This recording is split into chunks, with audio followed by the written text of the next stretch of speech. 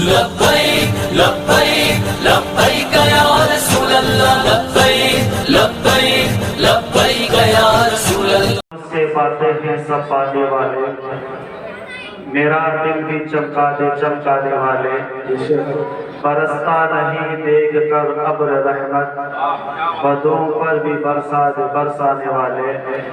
میں مجرم ہوں آقا مجھے ساتھ لے لو، کہ رستے میں ہیں جا بجا تھانے والے، اور آقا تیرا کھائیں تیرے غلاموں سے الجھیں، ہے منکر عجب کھانے گرانے والے۔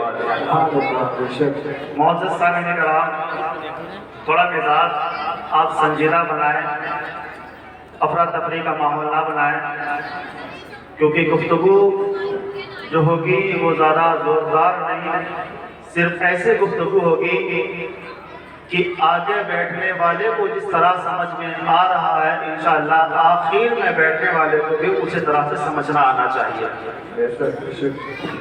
خطبہ مسئلہ کے بعد ایک آیت کریمہ تلاوت، بلکہ ایک سورت کریمہ تلاوت کی اللہ رب العزت قرآن مجید میں ارشاد فرماتا ہے والعصر، زمانہ محبوب کی قسم، ان الانسان لفی خسر، بے شک انسان خسارے میں ہے، گھاٹے میں ہے، نقصان میں ہے۔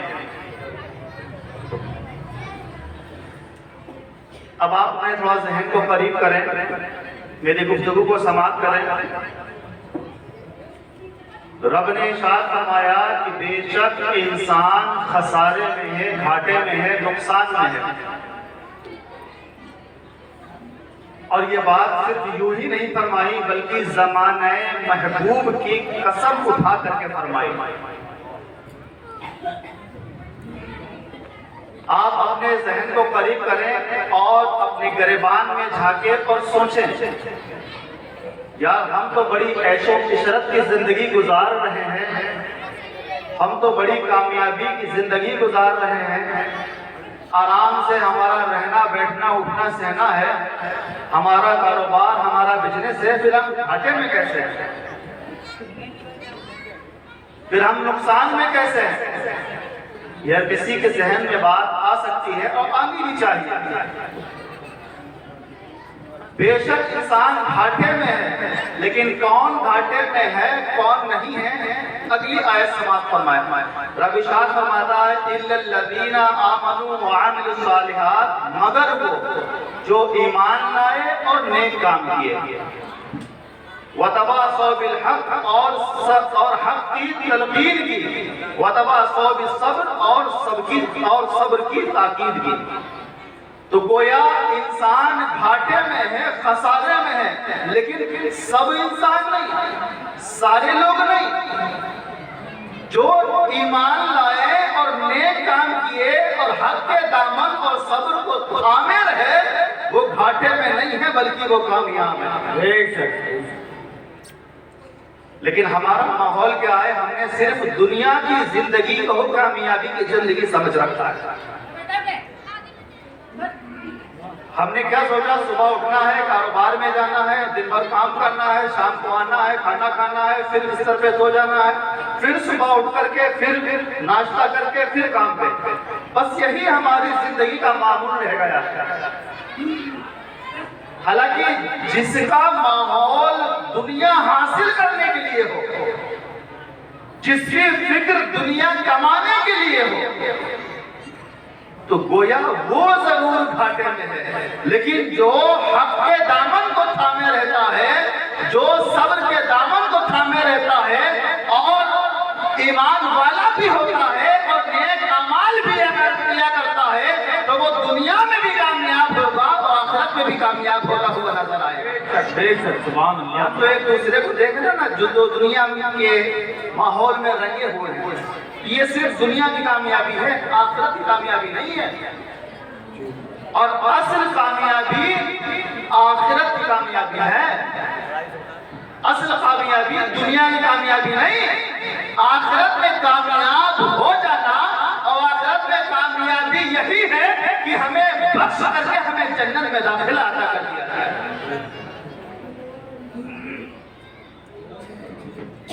إِلَّا الَّذِينَ آمَنُوا وَعَمِلُوا الصَّالِحَاتِ، بے شک جو ایمان لائے اور نیک کام کیے وہ حق پر ہیں، صادق پر ہیں، اور وہی لوگ کامیاب ہیں۔ اور اسی جماعت میں ایک اہم شخصیت، ایک اہم رتبہ رکھنے والی ذات کا نام سیدنا شیخ عبد القادر جیلانی بغدادی رضی اللہ تعالیٰ عنہ ہے، جس کی نسبت سے یہ محفل، یہ جلسہ رچایا اور سجایا گیا ہے۔ صرف جلسے میں آنا اور یہاں جلسہ سن کر کے چلے جانا اور بستروں پر سو جانا، جو یہاں بتایا گیا اس پر عمل نہ کرنا، تو گویا اس جلسے کو سجانے کا کوئی مطلب نہیں رکھتا۔ یہ جلسہ کامیاب تبھی ہے، یہ محفل کامیاب تبھی ہے جب ہم اور آپ اس جلسے میں آئے ہیں تو علماء کرام کی زبان اقدس سے جو محبوب خدا کے تعلق سے یا بندہ خدا کے تعلق سے گفتگو نکلی اور ان کی سیرت بتائی گئی، اس پر عمل کرنا یہی ہماری ذمہ داری ہوگی، تبھی یہ ہمارا جلسہ کامیابوں کی منزل پر چھوٹا ہوا نظر آئے گا۔ سیدنا شیخ عبد القادر جیلانی رضی اللہ عنہ کو آج پورا زمانہ جانتا اور پہچانتا تھا۔ صرف بغداد شریف میں ہی نہیں، صرف ملک عراق میں ہی نہیں، بلکہ پوری دنیا میں کونے کونے کے چپے چپے میں، گوشے گوشے میں، خطے خطے میں سرکار غوث پاک رضی اللہ تعالیٰ عنہ سے محبت اور آپ سے عشق کرنے والے اور آپ کے نام لینے والے ہزاروں تعداد میں دنیا میں موجود ہیں۔ لیکن صرف نام لینے سے بھی کام نہیں چلے گا۔ ہاں، ہم غوث کے چاہنے والے ہیں، غوث کا دامن تھامے ہوئے ہیں، چاہنے والے اور غوث کا دامن تھامنا ہمارا تب صادق آئے گا جب ہم ان کی سیرت پر عمل کریں گے، جب ہم ان کے طریقے پر عمل کریں گے، جب ہم ان کی بتائی ہوئی باتوں کو مانیں گے، تبھی ہمارا یہ دعویٰ سچا ثابت ہوگا، ورنہ ہمارا یہ دعویٰ کھوکھلا ہے۔ آج ہمارا ماحول کیا ہے؟ صرف ہم نعرے بازی کر لیتے ہیں، صرف ہم بس دعویٰ کر دیتے ہیں، لیکن دعوے میں اگر دیکھیں تو ہم سچے نہیں اترتے، دعوے میں ہم کھڑے نہیں اترتے۔ صرف عشق کے دعوے کے ساتھ ساتھ ان کی سیرت کو اپنانا بھی یہ ہمارے لیے بے حد ضروری ہے، بے حد کمال کی بات ہے۔ سرکار غوث پاک رضی اللہ تعالیٰ عنہ کی ذات وہ ذات ہے جو اللہ رب العزت نے آپ کو مقام عطا فرمایا، مرتبہ عطا فرمایا، تمام ولیوں میں وہ مرتبہ عطا کیا جو تمام نبیوں میں میرے نبی کو عطا کیا ہے۔ سبحان اللہ، سبحان اللہ۔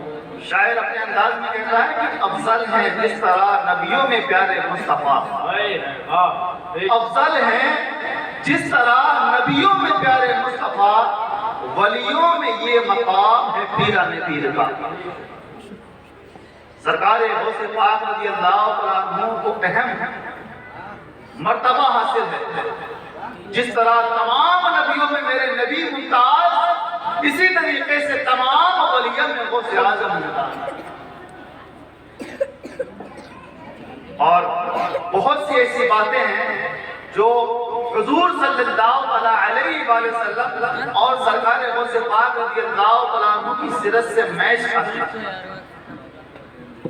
دونوں کی سیرت آپس میں ملتی ہوئی نظر آتی ہے، اور ملتی ہوئی نظر کیوں نہ آئے؟ خود سرکار غوث پاک رضی اللہ عنہ کا فرمان علی شان ہے کہ ہر ولی کامل کسی نہ کسی نبی کا پرتو ہوتا ہے، کسی نہ کسی نبی کا مظہر ہوتا ہے۔ تو میں محمد عربی اپنے نانا کا مظہر بن کے تشریف لے کے آیا ہوں۔ ذرا غور کریں، مصطفیٰ کی تاریخ کو اٹھائیں، مصطفیٰ کی سیرت کو دیکھیں۔ مصطفیٰ صلی اللہ علیہ وسلم دنیا میں ظاہری طور پر تشریف لائے، تو سجدہ فرما کر کے اپنے گنہگار امت کو یاد کیا، رب حبلی امتی، اے رب میری امت کو میرے حوالے فرما دے، میری امت کو بخش۔ یہ میرے حضور کا فرمان ہے۔ آؤ سرکار غوث پاک رضی اللہ تعالیٰ عنہ کا بھی فرمان سنیں۔ سرکار غوث پاک رضی اللہ تعالیٰ عنہ ارشاد فرماتے ہیں کہ میرا مرید اس وقت تک انتقال نہیں کرے گا، میرا مرید اس وقت تک نہیں مرے گا جب تک کہ اس کا خاتمہ ایمان پر نہ ہو۔ حضور پیدا ہوتے ہی سجدے میں فرما رہے ہیں، اے مولا میری امت کو بخش دے۔ سرکار غوث پاک فرما رہے ہیں کہ میرا مرید اس وقت مر ہی نہیں سکتا جب تک کہ وہ ایمان کی حالت میں نہ ہو۔ اور سیدنا پیارے آقا صلی اللہ علیہ وسلم جب شب معراج تشریف لے کر کے گئے اللہ رب العزت کا دیدار کرنے کے لیے، تو مسجد اقصی میں سارے انبیاء کرام کو جمع کیا گیا۔ پیارے آقا صلی اللہ علیہ وسلم نے تمام انبیاء کرام علیہ السلام کی نماز کی امامت فرمائی۔ اب آئیں سرکار غوث اعظم رضی اللہ تعالیٰ عنہ کی زندگی کو دیکھیں۔ سرکار غوث پاک رضی اللہ تعالیٰ عنہ کی زندگی یہ کہ سیدنا سرکار غوث پاک رضی اللہ تعالیٰ عنہ ایک مرتبہ بغداد کی گلیوں میں دکھائی نہیں دے، مرید پریشان ہو گئے، تلاش کرتے کرتے کیا دیکھتے ہیں، ایک دریا کے قریب پہنچے تو دیکھتے ہیں کہ سیدنا سرکار غوث پاک رضی اللہ تعالیٰ عنہ وہاں پر موجود ہے۔ اور ایسے موجود ہیں کہ ایک مسلح دریا کے اوپر فضا میں بچھا ہوا ہے اور سرکار غوث پاک رضی اللہ تعالیٰ عنہ امامت فرما رہے ہیں، اور اولین و آخرین جو اولیاء کرام ہیں وہ آپ کی ابتدا میں نماز پڑھ رہے ہیں۔ گویا وہاں مصطفیٰ نے تمام نبیوں کی امامت فرمائی، یہاں میرے غوث اعظم نے تمام ولیوں کی امامت فرمائی۔ بہت سی ایسی باتیں ہیں، بہت سے ایسے معجزے ہیں جو پیارے آقا صلی اللہ علیہ وسلم کی سیرت سے ثابت ہیں، اور وہ سیدنا سرکار غوث پاک رضی اللہ عنہ کی سیرت سے کرامت بن کے چمکتے ہوئے نظر آتے ہیں۔ لیکن میرے عزیزوں، میرے پیاروں، سیرت سننا سنانا یہ ہوتا رہتا ہے اور ہم سنتے رہتے ہیں، لیکن مین مقصد ہے کہ سیرت پر عمل کرنا۔ آج ہم شریعت سے اتنے دور ہو گئے، آج ہم اسلام سے اتنی دور ہو گئے کہ اللہ کے خوف سے ہمارے آنکھوں میں آنسو کا قطرہ تک نہیں نکلتا۔ حالانکہ ہم نے جس عظیم ہستی کے نام سے یہ محفل منسوب کی ہے، سیدنا سرکار غوث اعظم رضی اللہ عنہ، ان کے دل پر خدا کا خوف کیسا تھا وہ میں روایت آپ کے سامنے پیش کرتا ہوں، اور اس کے بعد اپنی گفتگو ختم کروں گا۔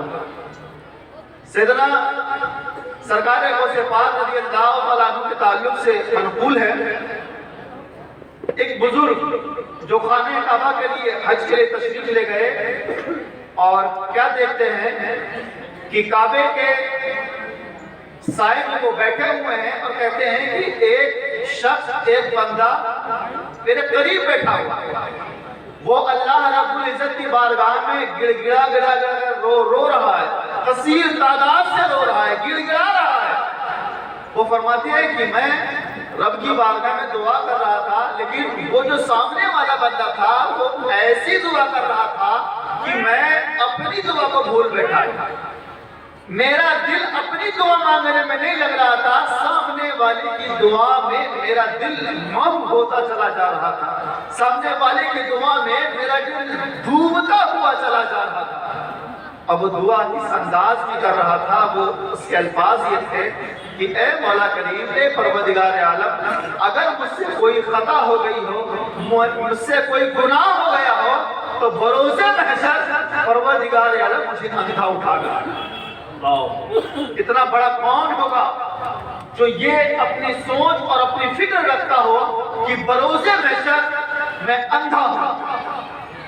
تو یہی ایک بات تھی، یہی ایک سوچ تھی، یہی ایک فکر تھی جو ان بزرگ کے ذہن کو، ان بزرگ کے دل کو وہ بندہ کھینچتا ہوا نظر آ رہا تھا۔ کہتے ہیں کہ اس طرح سے دعا کرتا رہا، پھر اس کے بعد میں جب اس بندے کا گزر ہوا تو مجھ سے رہا نہیں گیا، میں نے اپنے چہرے کو جھکا کر کے سوچا میں نے دیکھ لوں یہ ہے کون۔ کہتے ہیں کہ جب میں نے اپنے سر کو جھکا کر کے میں نے اس بندے کے چہرے کی طرف نگاہیں کی، جب میں نے اس بندے کے چہرے کو دیکھا تو میں نے جیسے ہی اس بندے کے چہرے کو دیکھا تو میرے دل کے حالات بدل گئے، میرے دل کی دنیا بدل گئی، یہ بے قرار ہو گیا، میری چیخ نکل گئی جب میں نے اس بندے کے چہرے کو دیکھا۔ وہ کوئی عام آدمی، وہ کوئی عام آدمی نہیں تھا، بلکہ وہ اپنے وقت کا غوث اعظم غوث جیلانی۔ ماشاءاللہ، نعرہ تکبیر، نعرہ رسالت، اپنے غوث اعظم فیضان غوث اعظم، مسلک اعلیٰ حضرت، علماء اہل سنت، نعرہ تکبیر، نعرہ رسالت۔